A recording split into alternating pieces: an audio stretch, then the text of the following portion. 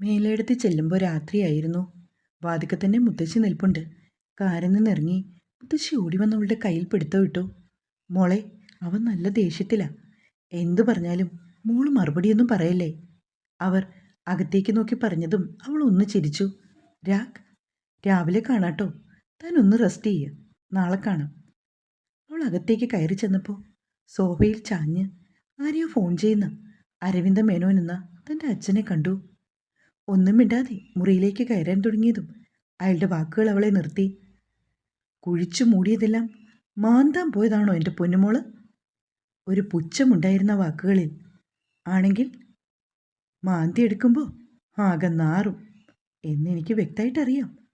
ആ നാറ്റം ബാംഗ്ലൂർ വരെ എത്തുമെന്നും പൊത്തിലുള്ളവരെല്ലാം വെളിയിൽ ചാടുമെന്നും. ഈ വരവിൻ്റെ ഉദ്ദേശം എനിക്ക് മനസ്സിലായി. അയാൾ ദേഷ്യത്തോടെ എഴുന്നേറ്റു. മനസ്സിലായല്ലോ?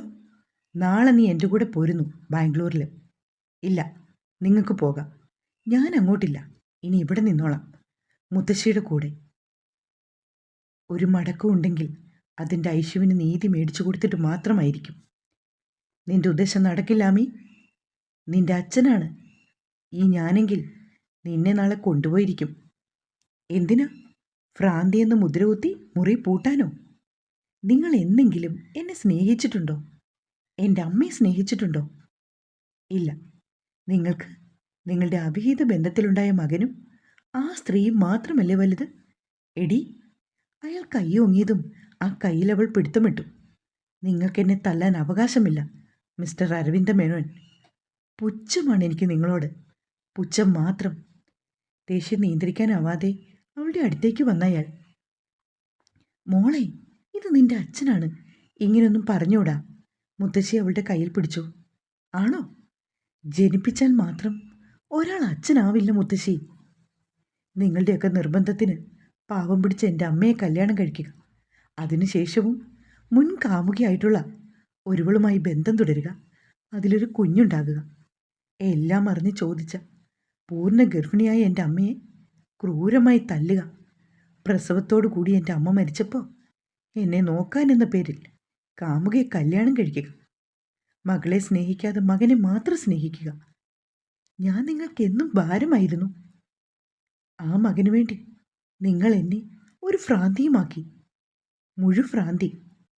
ഇതും ഈ ഭ്രാന്തിൽപ്പെടും. അഭിരാമി, അലറണ്ട, എനിക്ക് കേൾക്കാം. ഞാൻ വരില്ല. അതും പറഞ്ഞ് അവൾ തിരിഞ്ഞു നടന്നു. എങ്കിൽ ഈ നിമിഷം ഇവിടെ നിറങ്ങാൻ നിനക്ക്. എന്നെ വേണ്ടാത്ത മകൾക്ക് ഇവിടെ നിൽക്കാൻ അവകാശവുമില്ല. ഇതെൻ്റെ വീടാണ്. ഇവിടെ നിന്നുകൊണ്ട് എനിക്കിട്ട് പണിയാനാണ് നിന്റെ പരിപാടിയെങ്കിൽ അത് നടക്കില്ല. അവൾ അതിന് ഒന്ന് പുച്ഛിച്ച് ചിരിച്ചു. അരവിന്ദ, നീ എന്താ ഈ പറയുന്നത്? നിന്റെ മോളാണവൾ.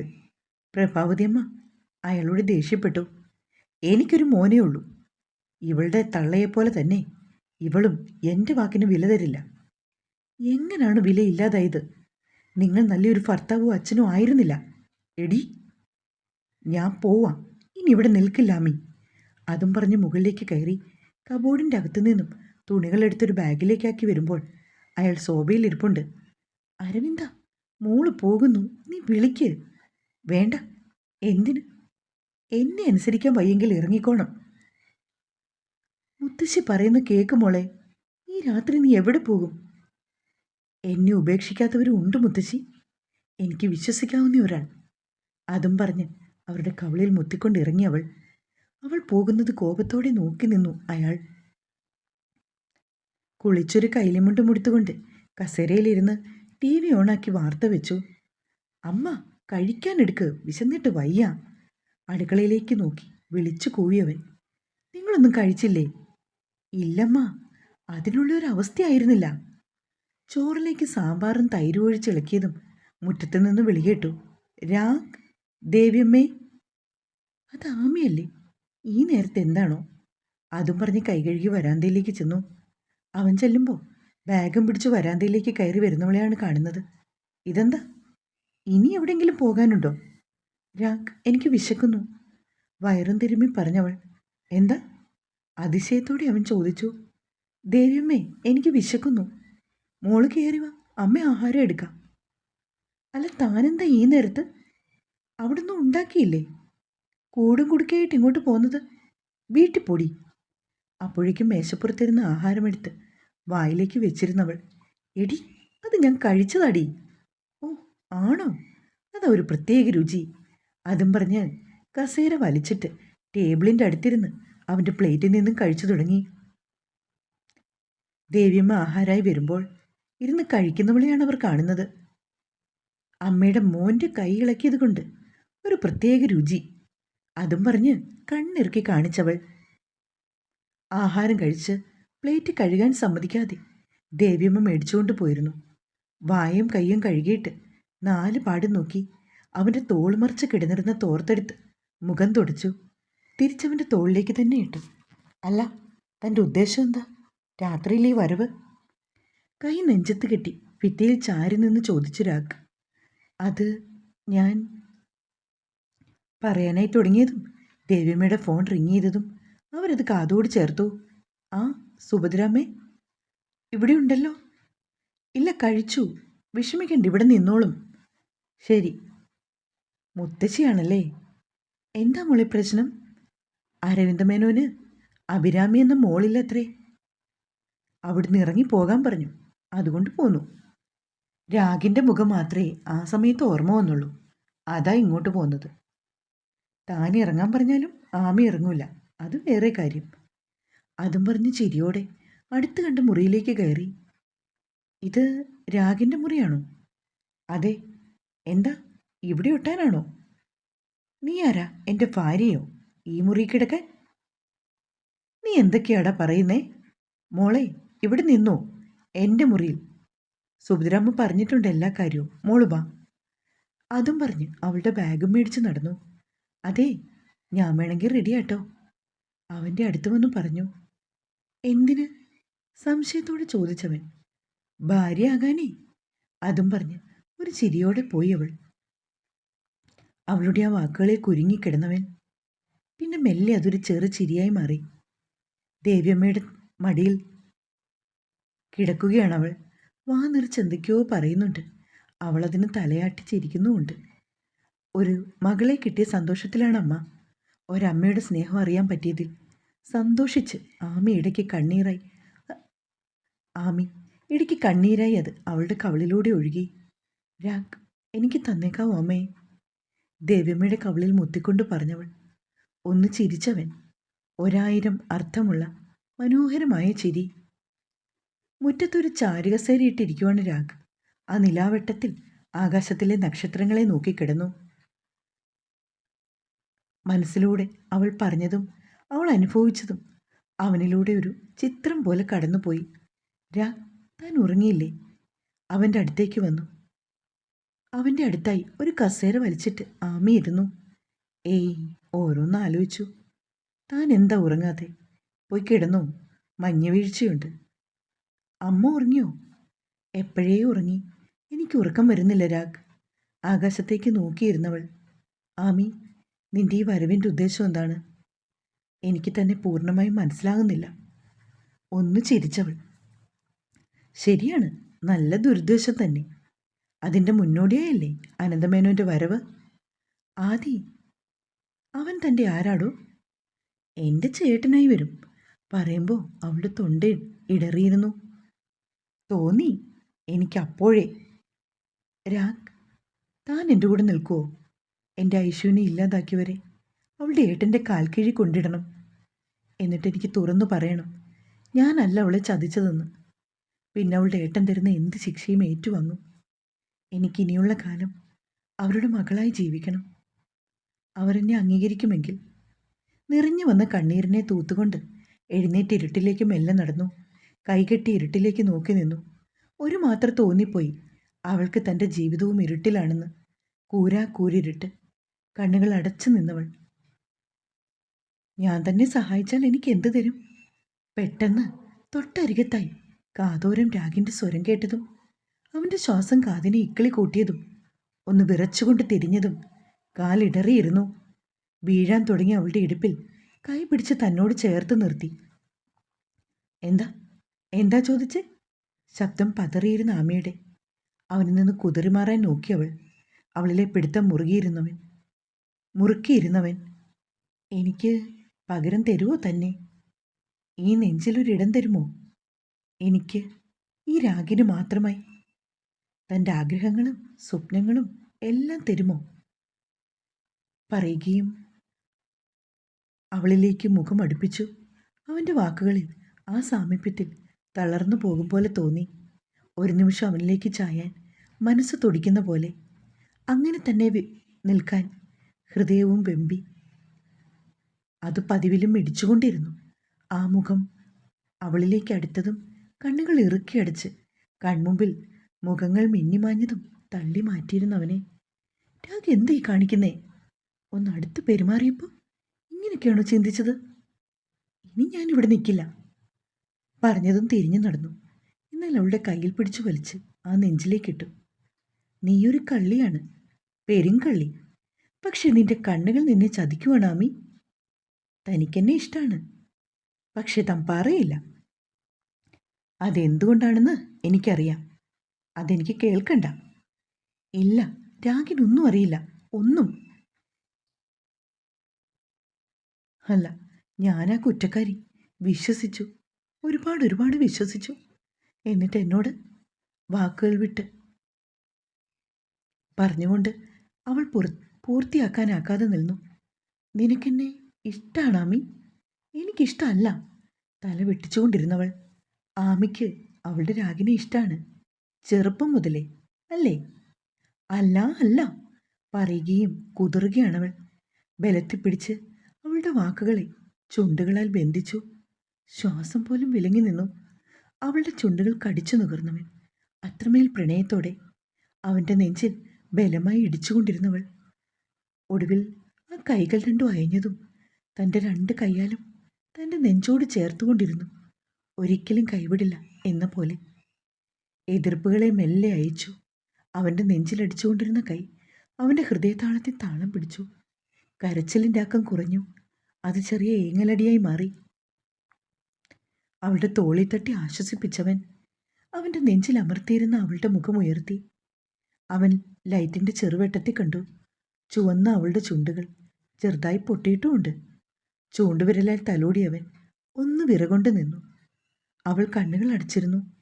ഇരുമിഴിയിലൂടെയും കണ്ണുനീർ ചാലിട്ടൊഴുകി. കണ്ണിൽ വെട്ടമടിച്ചതും കണ്ണു ചിമ്മി തുറന്ന അമ്മി താൻ സോഫയിലാണ് കിടക്കുന്നതെന്ന് മനസ്സിലായി. ചാടി എഴുന്നേറ്റു. രാഗിൻ്റെ നെഞ്ചോട് ചേർന്നിരുന്നത് ഓർമ്മയുള്ളൂ.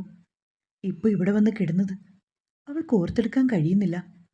തലേന്നത്തെ കാര്യം അത് ഓർത്തതും ചുണ്ടിൽ അറിയാത്ത ഒരു പുഞ്ചിരി. ശ്രീയേട്ട, മുറിയിലേക്ക് ഓടി വന്ന മാളു ആമിയെ കണ്ടതും പിടിച്ചു കെട്ടിയ പോലെ നിന്നു. സോഫയിലിരുന്ന് ചിരിക്കുന്ന ആമിയിലേക്ക് രൂക്ഷമായി നോക്കി. മാളു വന്നത് കണ്ടിരുന്നില്ലവൾ. ചിറ്റേ, ചിറ്റേ അലറി വിളിച്ചു മാളു. ഒരു ഞെട്ടലോടെ മധുരമായ ഓർമ്മയിൽ നിന്ന് പിടിച്ചെഴുന്നേറ്റവൾ. എന്താ മാളു, നീ എന്താ വിളിച്ചു കൂവുന്നേ? ദേവി അങ്ങോട്ടേക്ക് ഓടി വന്നു. ഇവളെന്താ ഇവിടെ? ആമിയെ നോക്കി അവൾ ചോദിച്ചു. പേടിച്ചു പോയല്ലോ എൻ്റെ മാളു. ആമി ഇനി കുറച്ച് ദിവസത്തേക്ക് ഇവിടെ കാണും. എന്തിന്? അതെന്താ, ഇവൾക്ക് മേലെടുത്ത് കിടക്കാൻ സ്ഥലമില്ലേ? ഇല്ല, അവൾക്ക് ഇവിടെ കിടന്നാലേ ഉറക്കം വരൂ. അതാ. നിനക്കെന്തെങ്കിലും പ്രശ്നമുണ്ടോ? രാഗിൻ്റെ ശബ്ദം കേട്ടതും മാളു തിരിഞ്ഞു നോക്കി. നനഞ്ഞ കൈ തോർത്തിൽ തൂത്ത് തോളിലേക്ക് ഇട്ടവൻ. അമ്മ ചായ എടുക്ക്. താൻ എഴുന്നേറ്റുള്ളൂ ആമി? മാളുവിനെ ശ്രദ്ധിക്കാതെ കസേരയിൽ ഇരുന്നു കൊണ്ട് ആമിയോട് ചോദിച്ചു രാഗ്. ശ്രീരാഗിൻ്റെ മുഖത്ത് നോക്കാൻ കുറച്ച് പാടുപെട്ട ആമി അവനെ നോക്കാതെ മുഖം താഴ്ത്തി നിന്നു. എടോ, തന്നോടാ ചോദിച്ചത്. അത് ഇല്ല രാഗ്, ഞാൻ എഴുന്നേറ്റതേ ഉള്ളൂ. മോളുടെ ചുണ്ടെങ്ങനെയാ പൊട്ടിയേ? എന്തെങ്കിലും കടിച്ചോ? ദേവിയമ്മ അവളുടെ അടുത്തായി വന്നു. ചുണ്ടിൽ തൊട്ട് നോക്കിയതും അവൾ എരിവ് വലിച്ചു പാളി നോക്കിയപ്പോൾ കണ്ടു കുസൃതി ചിരിയാ തന്നെ നോക്കുന്നവനെ. മാളുവിൻ്റെ കണ്ണുകൾ കുറുകി. ആമിയുടെ മുഖത്തേക്കും ശ്രീരാവിൻ്റെ മുഖഭാഗത്തേക്കും സംശയ കണ്ണാൽ നോക്കിയവൾ. ആമിയുടെ കണ്ണിൽ വിരിഞ്ഞ നാണം അവളുടെ നെഞ്ചിൽ പകയുടെ വിത്ത് പാകി. അല്ലെങ്കിലും നേരാണല്ലോ ആമി, ഇതെന്തോ പ്രാണി തന്നെ ഉമ്മിച്ചതാണെന്ന് തോന്നുന്നു. കസേരയിൽ നിന്ന് എഴുന്നേറ്റ് ഒരു ചിരിയോടെ അവളുടെ അരികിലായി വന്നു പറഞ്ഞു. ആ കണ്ണുകളിൽ നോക്കാനാവാതെ നിന്ന ആമി. നല്ല കടിയാ, വിഷമുള്ളതാകൂ. എന്തെങ്കിലും അരച്ചു പുരട്ടാ മോളെ, വാ. അമ്മ അതിന് ചായ എടുക്ക്. ഇതിൻ്റെ മരുന്നൊക്കെ ഞാൻ കൊടുത്തോളാം. അതും പറഞ്ഞ് നേരത്തെ ചിരിച്ചു. മാളു, നിനക്കും ചായ എടുക്കട്ടെ? ദേവിയമ്മ അടുക്കളയിലേക്ക് പോകുമ്പോൾ ചോദിച്ചു. വേണ്ട, ഞാൻ ശ്രീയേട്ടനെ കാണാൻ വന്നതാ. എന്നെ ഒന്ന് കോളേജിലാക്കി തരുമോ? ഇന്ന് ആർട്സ് പ്രോഗ്രാമാണ്. ഏയ്, എനിക്കിന്ന് വേറെ കുറച്ച് പ്രോഗ്രാമുണ്ട്. പിന്നെ ആമയുടെ കൂടെ കുറച്ച് സ്ഥലങ്ങളിൽ പോകണം. നീ ബസ്സിനല്ലേ എന്നും പോകുന്നത്, അങ്ങനെ തന്നെ പൊയ്ക്കോ. അതും പറഞ്ഞ് പാത്രത്തിലേക്ക് അപ്പം എടുത്ത് കഴിക്കാൻ തുടങ്ങി. ദേഷ്യത്തോടെ ഷാളിൽ മുറുക്കെ പിടിച്ച് മാളു ആമിയെ ഒന്ന് കടിപ്പിച്ചു നോക്കിയിട്ട് അവിടെ നിന്ന് ഇറങ്ങിപ്പോയി. ശ്രീകുട്ട, നിനക്കൊന്ന് അവളെ ആക്കിക്കൂടായിരുന്നോ? ഇനി അത് മതി പെണ്ണിന് പിണങ്ങാന്. അവൾക്ക് വേറെ അസുഖമാണ്, അധികം വളം വെച്ച് കൊടുക്കണ്ട. അതാ എനിക്കവളെ ആ കണ്ണാൽ കാണാൻ വയ്യമ്മേ. ഈ നെഞ്ചിൽ ഒരാൾക്ക് മാത്രമേ ഇടുള്ളൂ, അതെന്നും അങ്ങനെയാകും. ദേവിയമ്മ സംശയത്തോടെ അവനെ നോക്കി. അവനൊന്ന് ചിരിച്ചു കാണിച്ചു. അവൻ്റെ വാക്കുകൾ കേട്ടതും ആഹാരം വിക്കി ചുമച്ച് കഴിക്കുകയാണ് ആമി. ദേവിയമ്മ കൊടുത്ത വെള്ളം കുടിച്ച് അവനെ നോക്കിയതും ഒരു കണ്ണിറുക്കി കാണിച്ചിരുന്നവൻ. ശ്രീകുട്ട, എന്നെ ആ കവല വരെ ഒന്ന് ആക്കണേ. എനിക്ക് സുശീലയെ ഒന്ന് കാണണം. നിനക്കിന്ന് എവിടെയെങ്കിലും പോകാനുണ്ടോ? ഉണ്ടമ്മ, ഉച്ച കഴിഞ്ഞൊരു ഫ്രണ്ടിനെ കാണാൻ പോണം. ആമിയും വരുന്നുണ്ട്. അമ്മ ഇപ്പോൾ പൊയ്ക്കോ, അമ്മ വന്നിട്ട് ഞങ്ങൾ പൊയ്ക്കോളാം. ദേവിയമ്മയെ കവലയിലാക്കാൻ ഇറങ്ങിയപ്പോഴാണ് സുഭദ്രമ്മ അങ്ങോട്ട് വന്നത്. ആഹാ, മുത്തശ്ശി മോളും സംസാരിച്ചിരിക്കും, ഞങ്ങളിപ്പോൾ വരാം. അതും പറഞ്ഞ് ബൈക്ക് സ്റ്റാർട്ടാക്കി പോയി. മോളെ വാ, മോളെ വിളിക്കാനാണ് മുത്തശ്ശി വന്നത്. ഞാൻ വരില്ല, അയാൾ ഉള്ളിടത്തേക്ക് ഞാൻ വരില്ല. എന്നെ ഇറക്കി വിട്ടതാണ്. അച്ഛനല്ലേ മോളെ, ക്ഷമിക്കവനോട്. കഴിയില്ല മുത്തശ്ശി, ഒരിക്കലും കഴിയില്ല. ഞാൻ ഇവിടെ നിന്നോളാം. മോളെ, അന്യരുടെ വീട്ടിൽ എത്ര നാളെന്ന് വെച്ചാ? എനിക്ക് രാഗ അന്യനല്ല മുത്തശ്ശി. അതിലും പറയാൻ തുടങ്ങിയതും പകുതിക്ക് നിർത്തിയിരുന്നു. നാളെ ലക്ഷ്മി ആദ്യം വരുന്നുണ്ട് മോളെ. ഞാൻ ഊഹിച്ചു. എന്തോ ഞാൻ പോയി തരണോ? എന്താ, ഞാൻ പോയി തരണോ? എനിക്ക് മനസ്സില്ലെന്ന് പറഞ്ഞേക്ക് ആനന്ദമേനോനോട്. അതും പറഞ്ഞ് അകത്തേക്ക് കയറിപ്പോയിരുന്നവൾ കുറച്ചു നേരം അവിടെ തന്നെ ഇരുന്നിട്ട് മുത്തശ്ശി വീട്ടിലേക്ക് നടന്നു. ശ്രീരാഘവ് വന്ന് കയറുമ്പോൾ കഥ കടഞ്ഞു കിടക്കുന്നത് കണ്ടു. അകത്തേക്ക് കയറി അമ്മയുടെ മുറിയിലേക്ക് ചെന്നു. കണ്ണുകൾ അടച്ച് ബെഡിൽ കിടക്കുന്ന ആമിയെ കണ്ടു. ജനലിലൂടെ വരുന്ന ഇളം കാറ്റിൽ അവളുടെ മുടികൾ പറക്കുന്നുണ്ട്. അത് കവിളിനെയും മൂക്കിൻ തുമ്പത്തും തഴുകിപ്പോയി. ഇടയ്ക്ക് മുഖം ചൊളിക്കുന്നുണ്ടവൾ. ആമിക്കരികിലായി ബെഡിലിരുന്നു. ആ മുടിയിഴകളെ കാതിലേക്ക് മാടി ഒതുക്കി. അവൻ്റെ കയ്യിൽ പിടിച്ച് ചുരുണ്ടു കൂടിയവൾ മുഖം കുനിച്ച് കവിളിൽ ചുംബിച്ചവൻ ഒരു ഞെട്ടലോടെ ചാടി എഴുന്നേറ്റു. ചുമരിലേക്ക് ഭയത്തോടെ ചാരിയിരുന്നു. നെറ്റിയിലും മുഖത്തും വിയർപ്പ് പൊടിഞ്ഞു. കണ്ണിലെ ഗോളങ്ങൾ പേടിയോടെ ഓടി നടന്നു. എന്താ ആമി, എന്തുപറ്റി? താൻ എന്താ പേടിക്കുന്നേ? ഞാനല്ലേ രാഗ്, ഞാൻ അത്. മുഖം രണ്ട് കയ്യാലും അമർത്തി തുടച്ചു. പിന്നെ അവൻ്റെ നെഞ്ചിലേക്ക് ചാഞ്ഞു. എനിക്കെന്തോ പേടി പോലെ. അവന്മാർ എൻ്റെ ഐഷു, അവരെ കൊല്ലണം രാഗ്. ഓരോന്ന് പറഞ്ഞ് പുലമ്പിക്കൊണ്ടിരുന്നവൾ. എടോ, താനിങ്ങനെ ടെൻഷൻ ആവാതെ, നമുക്ക് അവന്മാരെ അന്വേഷിക്കാം. അവന്മാർ രണ്ടുപേരും കേരളത്തിലുണ്ടെന്നല്ലേ അറിഞ്ഞത്? ഞാനുണ്ട് തൻ്റെ കൂടെ, സത്യം തെളിയിക്കും നമ്മൾ. പറഞ്ഞുകൊണ്ട് അവളുടെ തോളിൽ തട്ടി കവളിലൂടെ ഒഴുകുന്ന കണ്ണുനീർ വിരലുകളാൽ തൂത്തു. അവളുടെ മുഖം കൈക്കുമ്പിളിൽ ഒതുക്കി ആ നെറ്റിയിൽ പ്രണയാർദ്രമായി ചുംബിച്ചു. ഒരേങ്ങലോടെ അവനിലേക്ക് ചേർന്നിരുന്നു. അവളുടെ മുടിയിൽ തലോടി അവനും. ശ്രീകുട്ടാ, ഡാ ശ്രീകുട്ടാ. ദേവിയമ്മയുടെ വിളി കേട്ടതും രണ്ടുപേരും പരസ്പരം അകന്നു മാറി.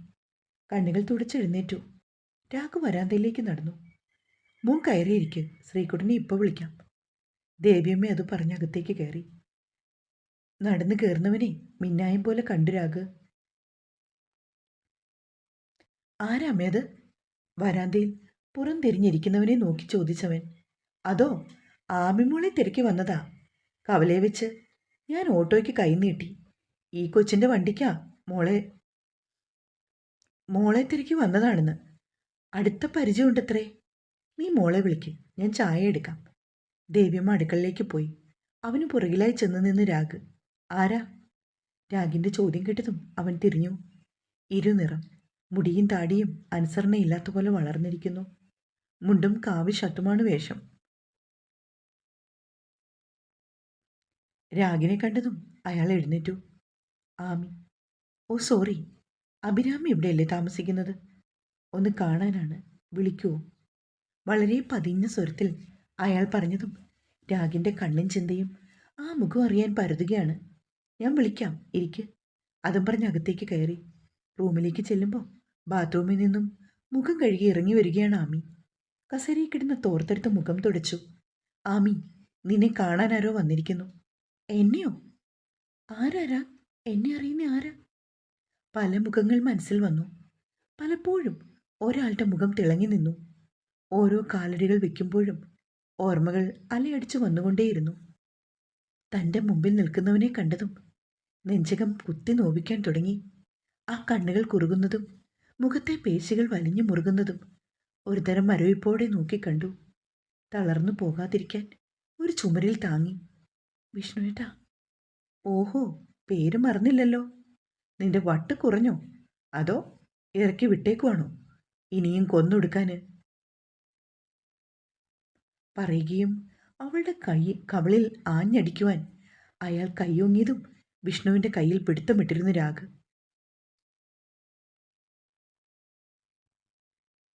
വീട്ടിൽ കയറി അക്രമം കാണിക്കുന്നോ? പറയുകയും അവനോട് പുറകോട്ട് തള്ളി. നീ ആരാടത് ചോദിക്കാൻ? ഇതെൻ്റെ വീടാണ്, എൻ്റെ ഫ്രണ്ടാണ് ആമി. ഒരു പെണ്ണിൻ്റെ ദേഹത്ത് കൈവയ്ക്കുന്നോ?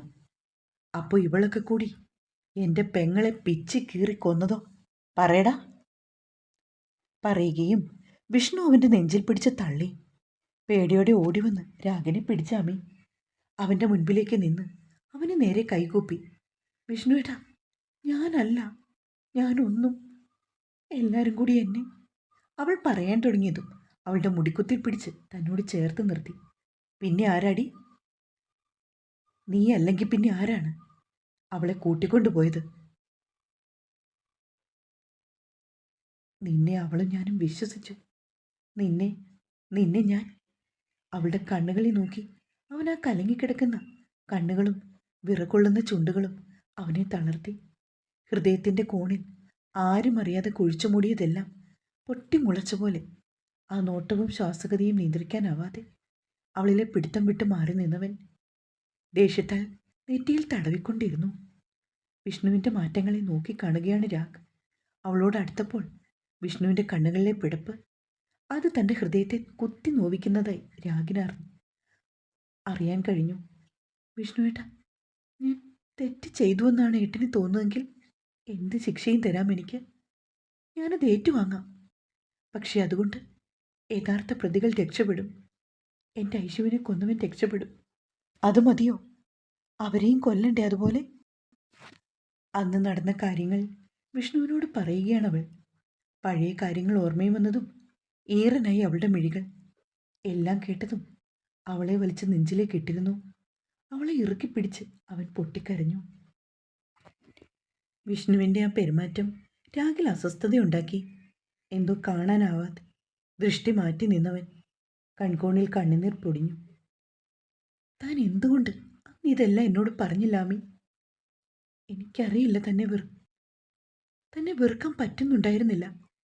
പക്ഷേ അന്ന് കോടതിയിൽ തൻ്റെ മൗനം, എൻ്റെ ഐശു ഡിപ്രഷൻ മൂലം സ്വയം എന്ന് പറഞ്ഞപ്പോൾ ഒരു തെളിവില്ലാതെ നിൽക്കേണ്ടി വന്നു. എല്ലാം അവന്മാർക്ക് അനുകൂല്യമായിരുന്നു. നിന്റെ ഒരു മൊഴി മതിയായിരുന്നു. ഒരു ഭ്രാന്തമായ അവസ്ഥയിലേക്ക് പോയിരുന്നു ഞാൻ. എന്നെ അവരെല്ലാവരും കൂടി ഡ്രഗ് അഡിക്റ്റ് ആക്കി. മകളെ ഏറ്റവും കൂടുതൽ വെറുക്കുന്ന ഒരച്ഛനാണ് എനിക്കുള്ളത്. പറഞ്ഞതും വിതുമ്പിപ്പോയിരുന്നവൾ കരഞ്ഞുകൊണ്ട് നിലത്തേക്കിരുന്നവൾ. അനുഭവിച്ചത് ഒക്കെ ഓർത്തപ്പോൾ വിഷ്ണുവിൻ്റെ മുഖവും ദേഷ്യത്താൽ വലിഞ്ഞു മുറുകി. കൈ ചുരുട്ടി ഭിത്തിയിൽ ശക്തമായി അവൻ ഇടിച്ചു. എല്ലാത്തിനെയും കൊല്ലും ഞാൻ. ആമി, എൻ്റെ ഐശു, അവളെ ഞങ്ങളിൽ നിന്ന് അകറ്റി. നിന്നെ എന്നിൽ നിന്ന് അകറ്റി. നിന്റെ അച്ഛൻ എന്തിനാമി ഇത് ചെയ്തത്? അവളുടെ രണ്ട് തോളിലും പിടിച്ച് എഴുന്നേൽപ്പിച്ച് നിർത്തി അവളുടെ മുഖം കൈക്കുമ്പിളിലെടുത്തു. അവളുടെ കണ്ണുകളിൽ മിഴികൾ നിറച്ചു നോക്കി നിന്നു വിഷ്ണു അവളുടെ ഉത്തരത്തിനായി. അത് അന്ന് അവരുടെ കൂടെ എൻ്റെ അച്ഛൻ്റെ മകനും ഉണ്ടായിരുന്നു, ആദി. അവനെ രക്ഷിക്കാനാണ് എന്നെ എല്ലാവരും കൂടി ഭ്രാന്തിയാക്കിയത്. ഇമ്രാൻ, കിരൺ, അവരെ തിരക്കിയാണ് ഞാനിവിടെ വന്നത്. അവരിവിടെ നാട്ടിലുണ്ട്. പാർട്ട്ണർമാരായി എന്തോ ബിസിനസ് ചെയ്യുന്നു. ഞാനും രാഗും അവരുടെ പുറകെയാണ്. ഞങ്ങളുടെ കൂടെ നിൽക്കുമോ? അവരെ പിന്നെ അവൾ തന്നിൽ ഏൽപ്പിച്ച മുറിവുകളിൽ ശരീരം നീർന്നതായി തോന്നി അവന്. ഇനി ഞാനും ഉണ്ടാമി. അവന്മാർക്ക് ശിക്ഷ കൊടുക്കുന്നത് നമ്മൾ തന്നെയായിരിക്കും. അവളുടെ തൻ്റെ രണ്ട് കൈയും ചേർത്ത് പിടിച്ച് അവനപ്പോൾ ആമിയുടെ കണ്ണുകൾ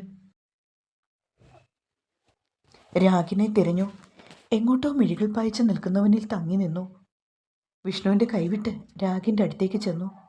അവൻ്റെ കൈവിരലിൽ കൂടി തൻ്റെ കൈവിരലുകൾ കോർത്തു.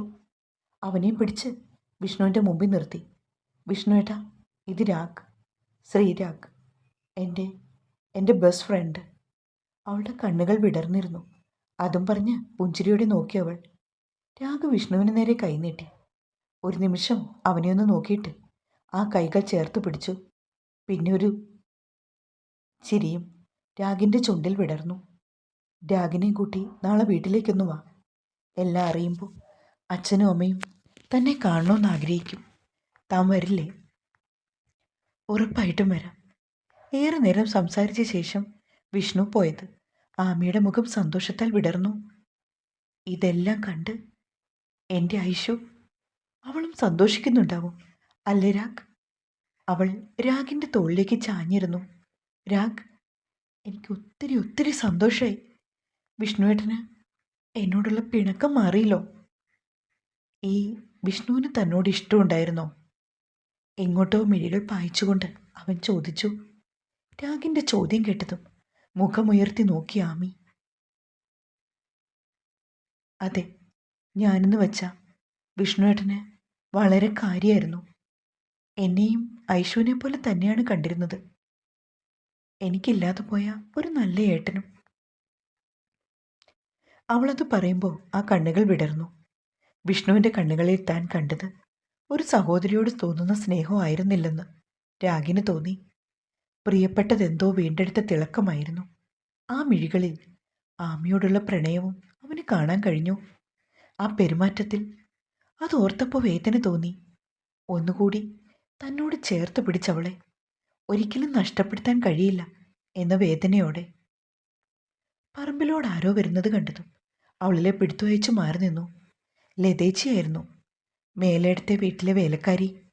ആമിമോളെ, മുത്തശ്ശി അങ്ങോട്ട് ചെല്ലാൻ പറഞ്ഞു. ബാംഗ്ലൂരിൽ നിന്ന് അവരൊക്കെ വന്നിട്ടുണ്ട്. കൊച്ചിൻ്റെ അച്ഛൻ്റെ ഭാര്യ വസുധ, പിന്നെ ആ തലതെറിച്ച ചെക്കനും ഉണ്ട്. മോളെ കൂട്ടി വരാൻ പറഞ്ഞു. ഞാൻ വരില്ല ലതേച്ചി, പറഞ്ഞേക്ക് എനിക്ക് ആരെയും കാണണ്ടെന്ന്. ഇങ്ങോട്ട് വരികയും വേണ്ട. അതും പറഞ്ഞ് അകത്തേക്ക് കയറിപ്പോയി. ശ്രീകുട്ട, മോനൊന്ന് പറയതിനോട്. സുഭദ്രമ്മ പറഞ്ഞു വിട്ടതാണ് എന്നെ. ഞാൻ എന്ത് ചെയ്യാനാ? ചേച്ചി പൊയ്ക്കോ, ഞാൻ പറയാം ആമിയോട്. അവൻ അതും പറഞ്ഞ് മുറിയിലേക്ക് ചെന്നു.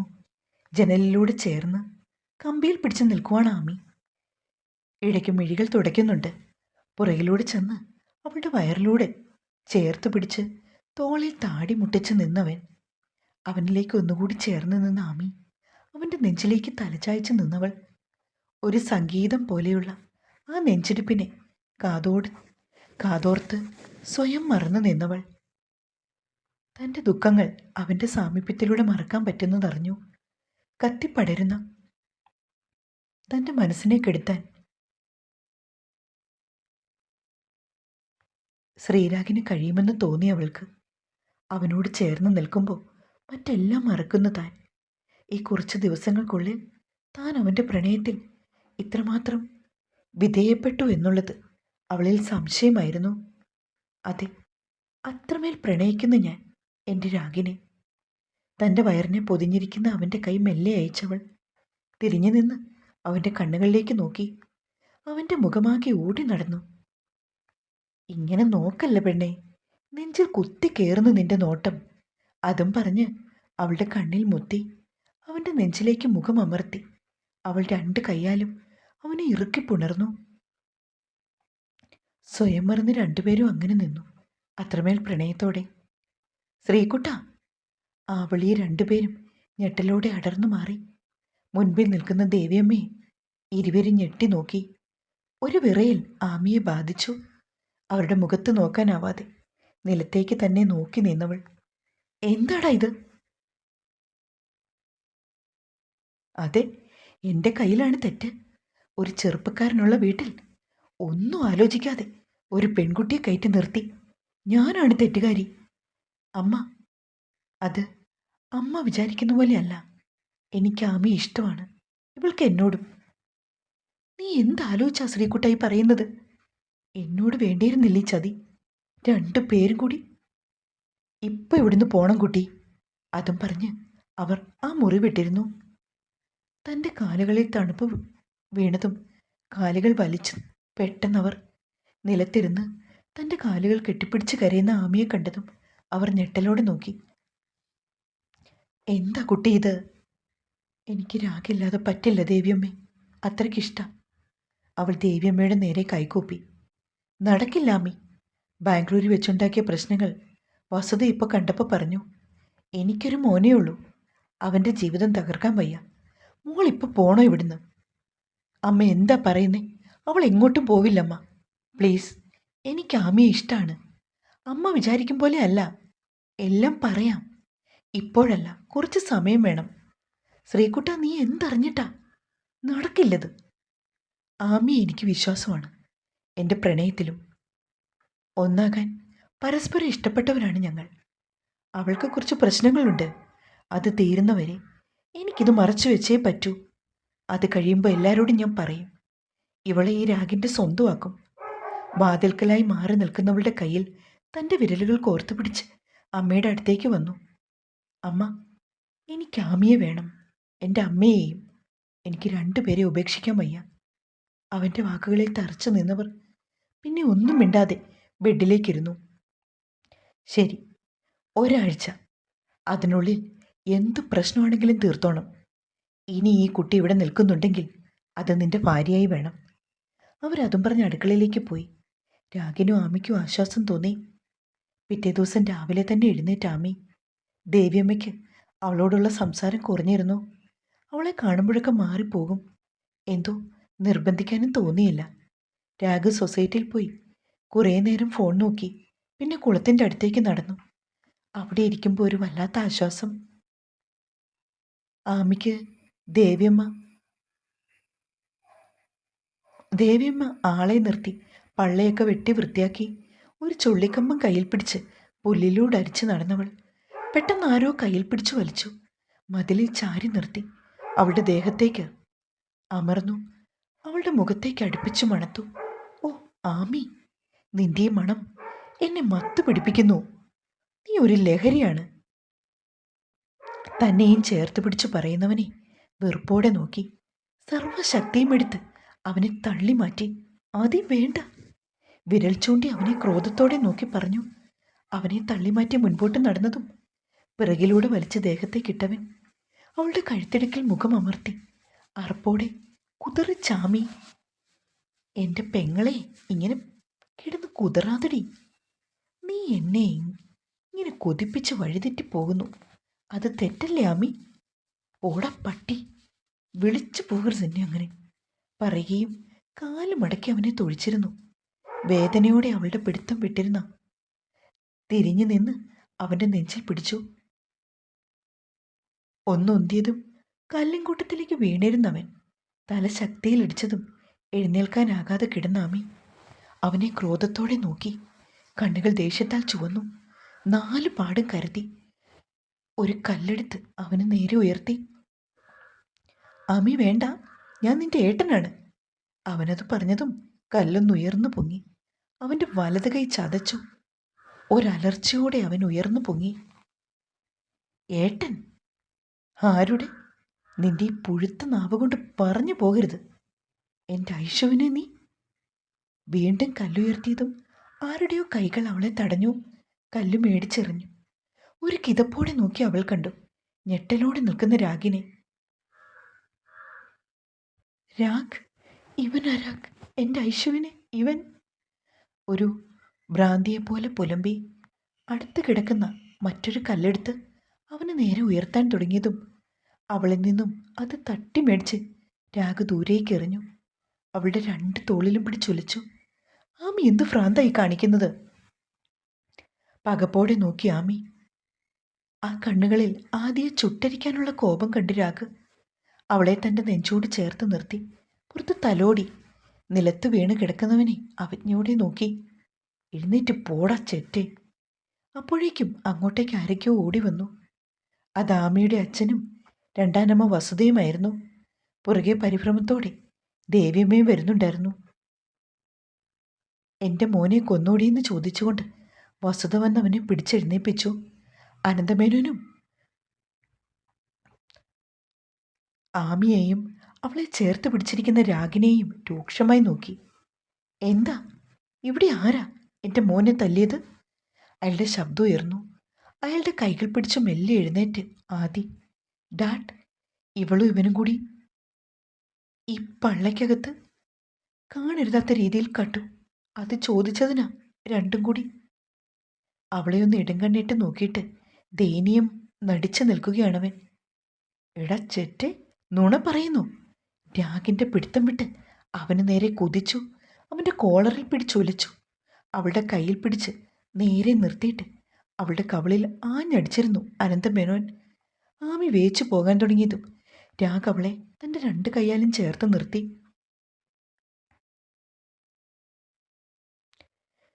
ശേഷം അവളെ ഒരു കൈയിൽ ചേർത്ത് നിർത്തിക്കൊണ്ട് ആദിയുടെ നെഞ്ചിലേക്ക് ചവിട്ടിയവൻ വലിയ ഒരു അലർച്ചയോടെ വീണു പോയിരുന്നു.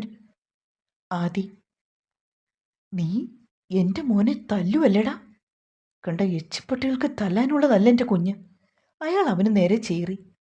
മക്കളെ തല്ലി വളർത്തിയില്ലെങ്കിൽ നാട്ടുകാരെടുത്തു മേയും. ഇനി ഇവളുടെ ദേഹത്ത് ഇവൻ്റെ ഈ പുഴുത്ത കൈ വീണാൽ പുല്ലരിയുന്ന കത്തിക്ക് വെട്ടി നുറുക്കും ഇവൻ്റെ ഈ കയ്യ്. പറഞ്ഞുകൊണ്ട് അവളെയും ചേർത്ത് പിടിച്ച് നടന്നിരുന്നു ശ്രീരാഗ്. പുറകെ ദേവിയമ്മയും. ശ്രീകുട്ട, എന്താടാ നടന്നതവിടെ? അവൻ പറഞ്ഞത്. നടക്കുന്നതിനിടയിൽ ദേവിയമ്മ ചോദിച്ചു. അമ്മയ്ക്ക് എന്നെയാണോ വിശ്വാസം, അവനെയാണോ? നടപ്പ് നിർത്തി അമ്മയുടെ നേരെ തിരിഞ്ഞു. എനിക്കെൻ്റെ മോനെയാണ് വിശ്വാസം. എന്നാ വാ, വീട്ടിൽ പോകാം. പറഞ്ഞുകൊണ്ട് മറുകയ്യാൽ അമ്മയും ചേർത്ത് പിടിച്ച് നടന്നു. കണ്ടു അരവിന്ദേട്ട, അവക്ക് നിങ്ങളെക്കാളും വലുത് ആ ചെറുക്കന്. നശിച്ചവള്. വസുതയുടെ വാക്കുകൾ കേട്ടതും അയാൾ ഉത്തരവൊന്നും പറഞ്ഞില്ല. ആദ്യം ഒന്ന് നോക്കിയിട്ട് അവിടുന്ന് നടന്നിരുന്നു. എടാ, സത്യം പറയ, നീ എന്താ അവളെ ചെയ്തേ? വസുത അവൻ്റെ മുറിവ് പറ്റിയ കയ്യിൽ പിടിച്ചമർത്തി. ആ, മമ്മ വേദനിക്കുന്നു. സത്യം പറഞ്ഞില്ലെങ്കിൽ ഇനിയും വേദനിക്കും. അത് അവനും അവളും. അത് ഞാൻ കണ്ടു. അതിനാ അച്ഛനെ മണ്ടനാക്കിയ പോലെ എന്നെ ആക്കാൻ നോക്കണ്ട ആദി. എല്ലാം അറിയാം. എത്രയായാലും നിന്റെ അനിയത്തിയല്ലേടാ അവള്. ഏതു വകയില്? എന്നെ കൊണ്ടൊന്നും പറയിക്കണ്ട നിങ്ങൾ. മമ്മ പറഞ്ഞത് എനിക്കും പറയാനുള്ളൂ. അച്ഛനെ പൊട്ടനാക്കുന്ന പോലെ എന്നെ ആക്കണ്ട. എങ്ങാണ്ടോ കിടന്ന് വയറ്റിലുണ്ടാക്കിയ മുതലാണ് ഞാനെന്ന് എനിക്കറിയാം. അതുകൊണ്ട് അത് വേണ്ട. തലയ്ക്ക് മുകളിൽ ഒരു വെള്ളിടി വെട്ടിയ പോലെ തോന്നിയവർക്ക്. ഞെട്ടലോടെ അതും പറഞ്ഞ് നടന്നകലുന്നവനെ നോക്കി നിന്നവർ. ബെഡിൽ കിടന്ന് കരഞ്ഞുറങ്ങുന്നവളുടെ മുടിയിൽ തലോടി ശ്രീരാഗ്. ഇനി ഇത് നീട്ടി വെച്ചുകൂടാമി.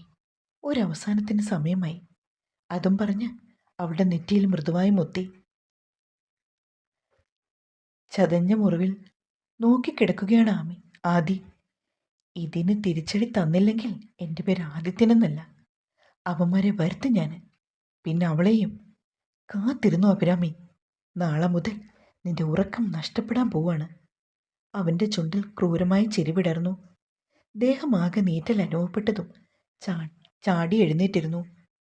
എന്നാൽ അനങ്ങാൻ കഴിയാത്ത വിധം കയറുകൊണ്ട് ദേഹമാകെ വരിഞ്ഞു മുറുകിയിരിക്കുന്നത് ഞെട്ടലോടെ അറിഞ്ഞവൻ തൻ്റെ മുൻപിൽ നിൽക്കുന്ന 2 കറുത്ത നിഴലുകളെ ഭീതിയോടെ നോക്കി. അലറി വിളിക്കുകയാണെങ്കിലും അതിനൊന്നും കഴിയുന്നില്ല. വായിൽ എന്തോ തുണി തിരികെ കയറ്റിയിരിക്കുകയാണെന്ന് അവനും മനസ്സിലായി. അവൾ അടുത്തേക്ക് വരുന്നതും ടേബിളിലാം ഓണാക്കി. മുൻപിൽ നിൽക്കുന്നവൻ്റെ പേര് ഉള്ളിൽ ഉരുവിട്ടു. ശ്രീരാഗ്. കഥക് കുറ്റിയിട്ട് തിരിയുന്നിടത്തവനിലേക്ക് മിഴികൾ പാറി. എങ്ങോ കണ്ടുമറന്ന ആ മുഖം ഭീതിയോടെ അറിഞ്ഞു. വിഷ്ണു. അവൻ്റെ മുഖത്തെ ഭാവമാറ്റങ്ങളെ കണ്ടതും പരസ്പരം നോക്കി ചിരിയോടെ നിന്നവർ. തുടരും.